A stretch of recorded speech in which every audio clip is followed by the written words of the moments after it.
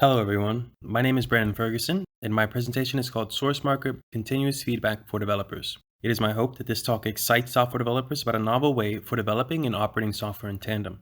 This software is still in early development, so if you have any suggestions, I would be very eager to hear them. Like I said, my name is Brandon Ferguson. I'm a software developer by trade, and these days I primarily find myself working on AI-based pair programming technology.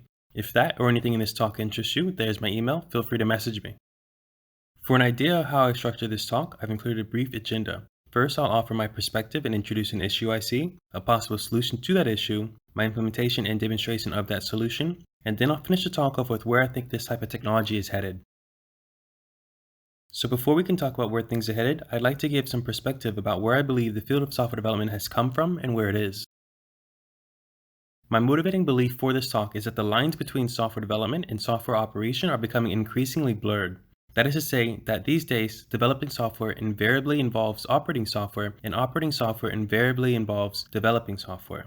You can see that trend happening with the rise of low, no-code development and serverless computing. It's even easier to see that trend when you look at how we create software compared to how we used to create software. One of the earliest methodologies we used for creating software was called the waterfall methodology, which involved a long stage of designing, followed by a long stage of building, and so on. Each stage in this style of development would only start once the previous stage was completely finished, and we called that completion a milestone.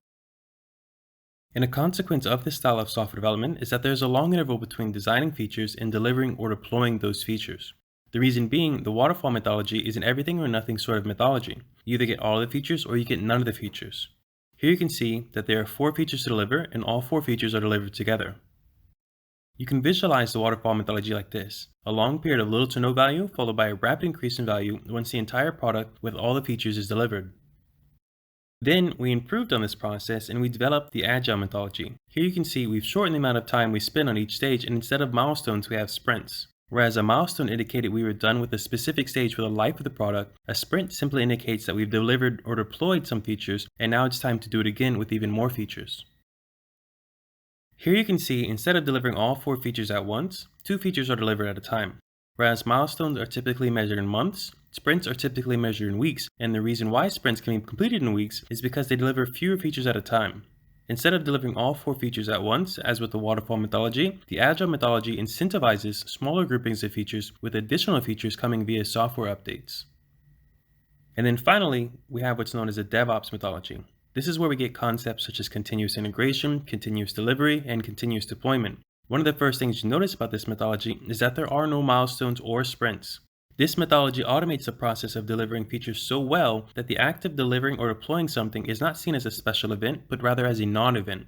It is viewed as just another step among many other steps in the process of developing software. And what the DevOps methodology allows you to do is to get features delivered faster than all the other methodologies before it. Instead of taking months to complete a milestone or weeks to complete a sprint, you can deliver features in a matter of hours or days. The limiting factor being however long it takes to code and test those features. The reason why the DevOps methodology can do this is because it provides the infrastructure to deliver features one at a time, given that this process is heavily automated. You can see the difference between the DevOps and the waterfall methodologies when you contrast how they deliver value. Using the waterfall methodology, you need to know upfront what value you'll be delivering, and until you realize that, you typically aren't providing any value. Conversely, the DevOps methodology provides much more flexibility by allowing you to incrementally improve value over time. You can release a feature, see how well it's received, and then use that reception as a catalyst for determining how to maximize the value your software provides. Consequently, increasing software operations' influence on software development, which explains the rise in software monitoring and observability technology.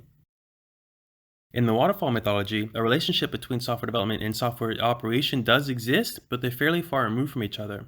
Before everything was connected to the internet, software was often physically shipped inside products, and that software was difficult to update. And when software is difficult to update, ideally you want all the features that are necessary or desired to be pre-included. Again, the everything or nothing sort of methodology. And a consequence of this methodology is that the team that supports the operations of the software is often completely different than the team which developed it.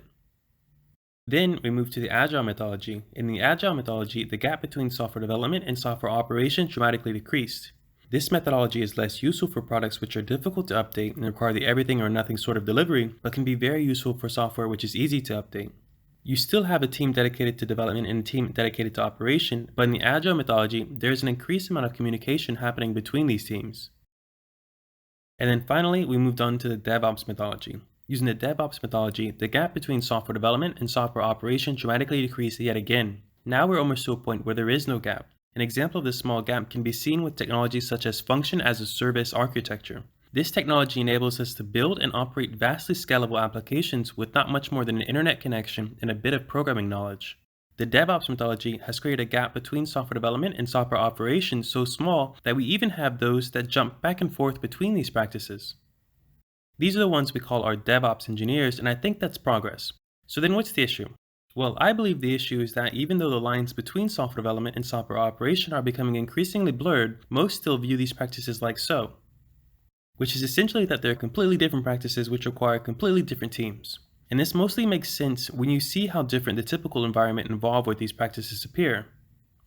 As software developers, we consider the IDE to be close to, if not the heart of our profession. Almost everything we do related to software development, we do inside of our IDEs. To us, an application is mainly a collection of logic and configuration files. As software operators, we have a much different view of that very same application. An application is less a collection of logic and configuration files and more of a system of services, each with various health and operational metrics which indicate the current state of the application. The logic of how the application works means much less to a software operator, as they are less interested in specifics and more interested in the overall condition of the entire application. One way to see this distinction is that software developers think about how an application could or should be used, and software operators think about how an application is used in actuality. And when you show developers dashboards formulated by the software they develop, what you get are responses like these. They'll say, that's an operations thing, or our DevOps guy handles the whole monitoring and tools thing. This is because even though these metrics describe how source code operates, developers have difficulty relating these metrics and their meanings into the source code that they create inside of their IDEs. So instead, what you find is that developers, before utilizing existing metrics, much rather rely on their experience and intuition to solve problems. Yes, developers will turn to metrics, but this is more of a last-ditch effort. Given an issue in production, most developers would rather jump straight to the source code and think about what should have happened and start guessing at what must have happened for the issue to occur. Even when you have monitoring data, which makes it obvious what the issue is, to developers, source code is software. Software is source code. To them, since everything stems from source code, the source code should explain why the issue is occurring. But that doesn't necessarily mean that the source code will make it obvious. And this is problematic if developers only care about source code, given that source code is only showing you a portion of reality. It is a description of software. And when developers refuse to integrate operational data into their development activities, they are essentially arguing that the map is the territory, that the menu is the meal. The reality is that the map is not the territory, and in the same way that a menu only represents what a meal should be, source code only represents what software should do. Instead, to know what software actually does, you need to include operational data into your thinking. Only then will you get the entire scope of software. Remember, source code only explains what software can do. It is operational data that explains what software actually did. As software developers, we should care just as much, if not more, about how software actually operates as we do about how it was designed to. If we are not viewing source code and operational data in tandem, then figuratively, when we're programming, we might as well be programming while squinting. We can make out how software should work, but not how it will work. Looking at a method, we have an idea if it should take a short or long time to run, but really we're just guessing. And when we're investigating production issues, we follow the source code thinking it should have done this and then it should have went here, and we're not thinking here's exactly what it did in that instance and here's why it broke. And the fact that we don't think in those terms of absolutes just goes to show that source code by itself cannot tell the whole story. Given that developers are creating software with a limited view, the menu as opposed to the mill, I believe the solution is then to somehow create a more holistic view of software by combining source code with the operational data it produces. This is the exact idea behind a process called feedback-driven development, effectively continuous feedback. Feedback-driven development works by integrating runtime monitoring data from production deployments of the software into the tools that developers utilize in their daily workflows to enable tighter feedback loops. Conceptually, this process looks something like this. We start with a developer who creates some source code in their IDE, they do their testing, and once it's ready for production, they trigger an application deployment via committing code, merging branches, etc. Once their code is finally used in production, it'll ultimately produce some operational data. Data like service load, response times, traces, logs, and various other metrics. In feedback-driven development, as this operational data is produced, It eventually makes its way back to the developer's IDE, where they can use that data to see how their source code is operating and help them make future decisions on how best to operate their software. What you can immediately see from the feedback-driven development approach is that there is a nice little loop between the IDE and the application. As you change the source code, the operational data changes, which you can use to change the source code, which changes the operational data, and so on. And thus, why they call it feedback-driven development. You are using feedback gathered from your application during the development of that very application. Now, this is a very simplistic conceptual understanding of feedback-driven development, since feedback-driven development does not actually involve sending raw operations data back to developers' IDE. If it did, you would end up with essentially turning the IDE into yet another operational dashboard, which wouldn't change developers seeing operations as an operation thing. Instead, feedback-driven development isn't about giving developers raw operations data, but rather, feedback-driven development is about making operations data actionable for software developers. And this is achieved by giving developers feedback in the form of advice, not just raw data. So instead of simply streaming operations data back to developers, there are two processes which operations data goes through before getting back to developers. And these processes are called feedback mapping and feedback control. Feedback control acts like a database for operations data. Its job is to collect, filter, and aggregate operations data. Feedback mapping acts like an intermediator between the source code and the aggregated operations data. Its job is to take specific source code, find the aggregated operations data that it produced, link them together, and surface any advice which can be extracted via analysis of that combined structure. Adding both of these processes together, instead of sending raw operations data back to the IDE, instead what we send is feedback. This is feedback which developers can use to continuously evaluate and correct their software. Continuous feedback which is actionable for software developers.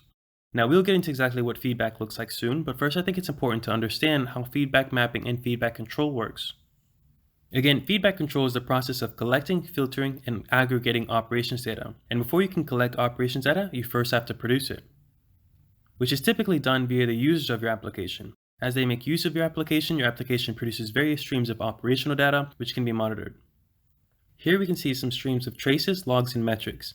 This operations data is collected and saved, creating an aggregated data source. And then finally, this aggregated operations data is made available for querying, and this is typically where it's turned into a bunch of charts and dashboards for the operations team. And that's the end of the feedback control process. The feedback control process has successfully collected, filtered, and aggregated operations data. This is where its job stops and where the feedback mapping takes over. Feedback mapping happens simultaneously to feedback control, but it occurs mainly in the developer's IDE as they browse source code. As a developer views source code, it is turned into a dependency graph. Not the dependency graph for the entire code base, but more or less just the source code the developer is currently looking at. So it's more like a dependency graph fragment. This dependency graph fragment is then used as the basis for querying the available aggregated operations data. The reason only a fragment is used for querying is because software can contain a large amount of source code and operations data, and at any one point in time, a developer is only interested in a portion of it, and this portion is primarily determined by whatever source code the developer is currently viewing. The aggregated operations data, which was produced by the source code the developer is currently viewing, is returned and combined with the dependency graph, creating a more comprehensive structure called a feedback annotated dependency graph. This is a structure created from static analysis of source code combined with the dynamic analysis of that software undergoing actual production usage. This is the distinguishing feature of feedback-driven development. The data you're integrating with source code is what actually happens in production, and not what happens when you run it locally or in a test environment. And then finally, this feedback annotated dependency graph is analyzed to provide near real-time information and cautionary advice based on the current state of production. If production is experiencing issues with user signups and you're viewing user signup code, then you're going to see that happening in real time inside the source code. No websites or dashboards necessary. The source code no longer only represents static logic, but also represents the dynamic state of the source code as it stands in production. A very cool side effect of feedback-driven development is that you can actually navigate operations data by simply navigating source code. I'll show an example of this later. Okay, so given that the feedback-driven development approach involves two processes, feedback mapping and feedback control, the most intuitive approach for implementing feedback-driven development would be to combine these two separate systems. A system for implementing feedback mapping and a system for implementing feedback control. This is what I've done, and I've chosen to implement feedback mapping with a project I'm working on called SourceMarker. This project has not been released yet, but I've included a link to the GitHub repository at the end of the presentation, where you can follow its progress, express interest, offer suggestions, and things like that. For feedback control, I've chosen to implement that with an existing project called Apache Skywalking. This is a project I'm sure a lot of you are aware of, but if not, it is a very popular open source application performance management system with a lot of useful features that make feedback control really easy to implement. Okay, so how can we use Apache Skywalking to implement feedback control? Remember, feedback control involves producing, filtering, collecting, and aggregating operations data. This means that feedback control's job is to start with the cloud application at one end and end with filtered and aggregated operations data at the other end. Producing operations data starts with our cloud application, and this is created naturally as our users make use of our application, so that takes care of producing data, but simply producing data is of very little value if we are not actually monitoring it. This is where Apache Skywalking agents come in. These programs are able to hook into applications and monitor the operations data that the application produces. This allows us to monitor operations data, but everybody's application is different, so the agent by itself isn't enough. It needs to be told specifically what we're interested in monitoring inside of our application. Here we can make use of a plugin the agent comes with called the Customize Enhance plugin. This plugin allows us to create something called a trace enhance specification, which describes exactly what the agent should monitor. In this specification, we have the ability to specify exactly which classes, methods, data, logs, etc. inside of our application should be monitored. Using our application's source code, we can generate the trace enhance specification and combine that with our agents. Together, these components enable us to both filter and transmit the operations data which our application produces. The trace enhance specification handles filtering since it specifies what should and should not be monitored, and the agents handle the actual transmission of the operations data. Now all we need to do is collect and aggregate that operations data. Here is where the Apache Skywalking Observability Analysis Platform comes in. Using this platform, we have a place for collecting the operations data the agent transmits. It allows us to aggregate, save, and query for operations data, but again, applications can be very different, so the operations data they produce can be very different. This means that not all applications are going to want the same rules for how they aggregate their operations data. Apache Skywalking conveniently has an answer for that as well with something they call an observation analysis language script. These scripts allow us to define custom rules for how operations data should be aggregated and saved. Again, using our application source code, we can generate the observation analysis language script and combine that with the observability analysis platform. Together, these components enable us to both collect and aggregate the operations data which the agent transmits. The observation analysis language script handles how the operations data should be aggregated, and the observability analysis platform handles the collecting and saving of aggregated operations data. Combining these three steps together, what you're left with is the filtered and aggregated operations data necessary to fulfill all the requirements of feedback control. Okay, now on to how a project called SourceMarker is used to implement feedback mapping. Remember, feedback mapping involves correlating source code with operations data, analyzing that structure to provide actionable advice, and bringing that advice to developers' attention inside their IDE. Rather than having something at one end and something at the other end, instead what we have here is a loop, a continuous feedback loop. This loop starts with the IDE, which contains source code. This source code is transformed into a dependency graph, populated with operations data, creating a feedback annotated dependency graph, and then analyzed to produce advice, which is placed back inside the IDE. As the source code and/or operations data changes, so does the advice, giving continuous feedback to developers as they develop their application. So then the question becomes, what kind of advice can we provide to software developers? Well, there's primarily two classes of advice we can offer: informative advice and cautionary advice. For informative advice, we can of course provide metrics about how long source code takes to operate and how often it operates. We can show what type of data the source code consumed and consequently produced, and we can show several other various advisories which simply state how the source code operated in production. For cautionary advice, we can warn developers when their source code is CPU or memory intensive, and we can even detect when they've created performance anti-patterns. For an example, here's how we can use feedback-driven development to detect when a developer has created what's known as a performance ramp anti-pattern. This is an anti-pattern where you've created some source code which will continually take longer and longer to execute over time. You can often tell when you've created a performance ramp when your service response time trend looks like this. As time progresses, so does the amount of duration required for the service to execute. This does not definitively mean you've created a performance ramp, however, as there can be many different reasons why a service is taking longer to execute. You can also often tell where a performance ramp might appear if you search your source code for things like SQL select statements with no pagination or limits on them. This, however, also does not mean you've created a performance ramp, since you may be querying a table with only a few rows in it or a table which never changes. It is only once you take that operations data which suggests a performance ramp and combine it with the fact that you have source code which is known to cause performance ramps that you can actually determine if a performance ramp exists. Here we can see we're doing a select everything from our users table, and it's taking longer to run each time we call it. Using the operations data and source code in tandem, we can safely conclude that a performance ramp does indeed exist. And what this advice does is it gives developers the ability to integrate operations data into their development activities. No longer will they feel that monitoring is an operations thing because they can see how operations data and the source code fit together. In this case, now they can start thinking about adding pagination to their query. Hopefully all that helped explain feedback mapping and feedback control, because now I would like to show a demonstration of how it would look to a developer programming with feedback-driven development technology. This is just my implementation and doesn't encapsulate all the possibilities of feedback-driven technology, though it should spark some ideas in your head of how you can program with a more holistic view of software by combining source code and operational data. Let's start with the traditional view of some simple Java source code. Can you tell if there are any production issues happening here? One of the methods throws an exception each time it's called, but can you tell if anyone's ever called it? These are questions you cannot answer if you're just reading source code by itself. However, adding some feedback-driven development-powered icon to the source code, the answers to those questions becomes obvious. Here we've added two icons to the source code, one which indicates a performance ramp has been detected, and one which keeps track of how often an exception has been thrown since the application started. Okay, so that answers our previous questions, but now we might be wondering things like, how often are these methods called? How long does it take when they're called? When was the last time the runtime exception was actually thrown? Again, these are questions that cannot be answered by the source code itself. However, we can add some feedback-driven development-powered inlay hints to answer even those questions. Now we have some near real-time metrics which answer all of the previous questions we've asked.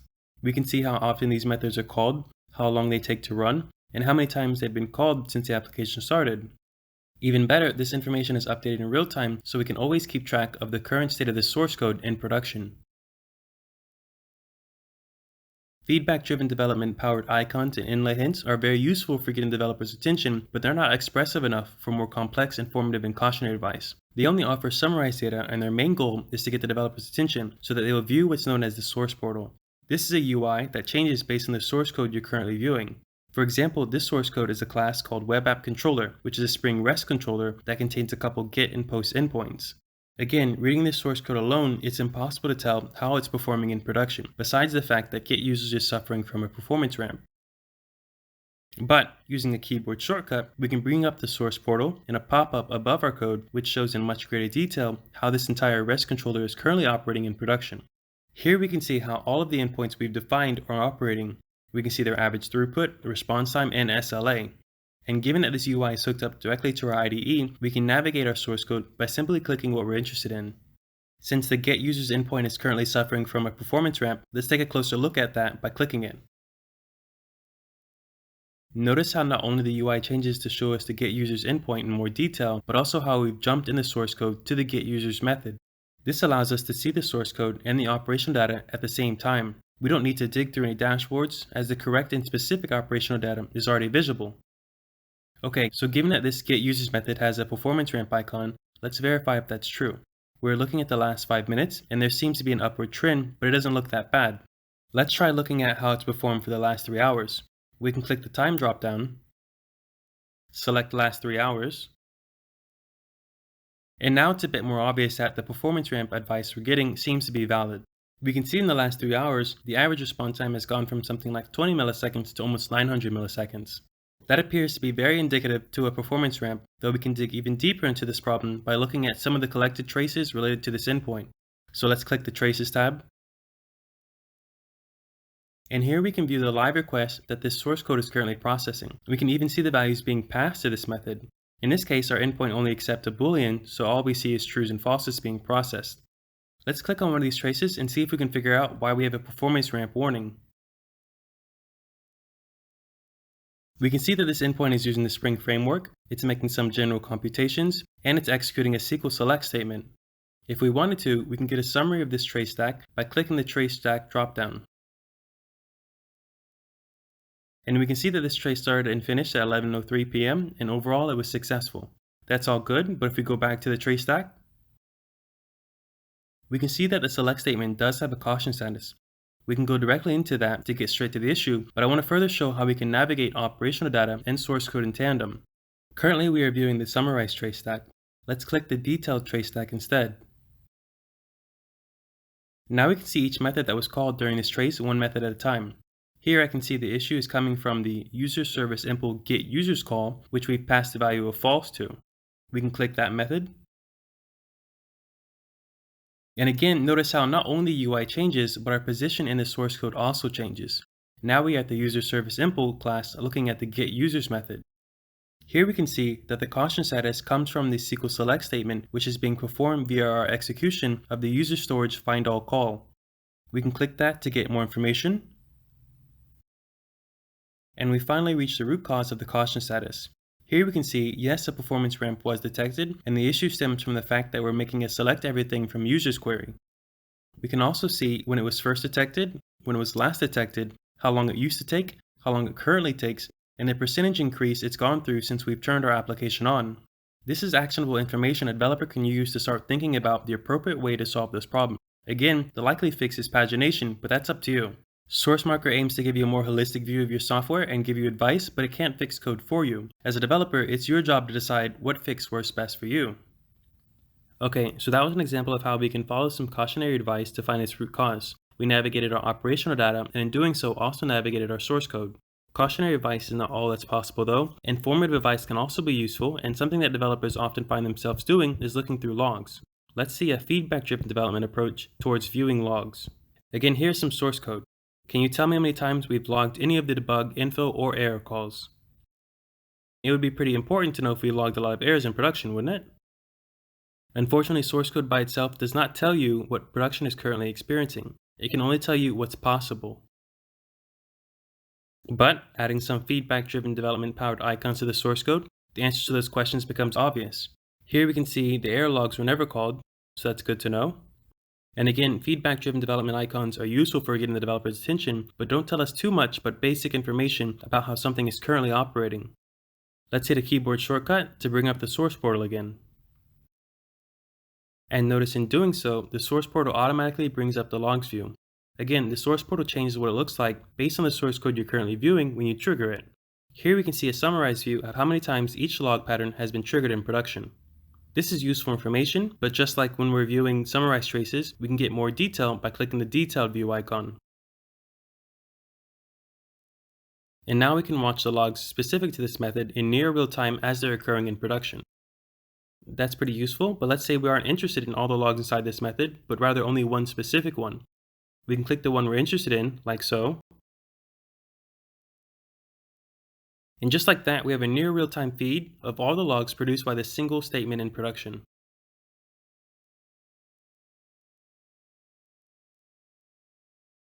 I hope those demonstrations helped you see how source code only tells part of the story, and only when you're receiving continuous feedback about your software are you able to program with a more holistic understanding of it.